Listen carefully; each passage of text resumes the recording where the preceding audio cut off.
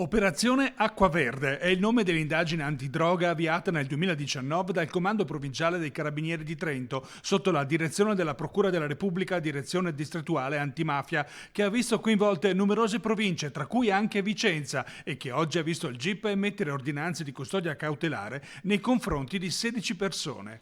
13 nigeriani, 2 italiani e un albanese. Sono tutti accusati di associazione a delinquere finalizzata allo spaccio di sostanze stupefacenti. Di fatto è stata disarticolata una rete di spaccio che si ramificava tra le province di Trento, Bolzano, Roma, Mantova, Verona, Treviso e appunto anche a Vicenza, dove sono state eseguite 2 delle 45 perquisizioni disposte. Attraverso anche intercettazioni, i carabinieri hanno ricostruito la mappa dell'organizzazione, capeggiata da cittadini italiani a Roma, che si sarebbero avvalsi della criminalità nigeriana per distribuire la droga sul territorio nazionale, con particolare predilezione verso il nord-est, dove quotidianamente sarebbero arrivate decine di chilogrammi di marijuana provenienti dall'Albania attraverso il canale d'Otranto.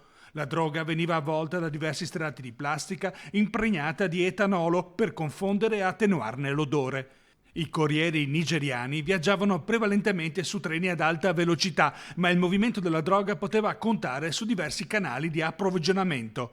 Complessivamente, fino ad ora, l'operazione ha portato all'arresto di 21 persone e al sequestro di 604 kg di marijuana e 17 di hashish.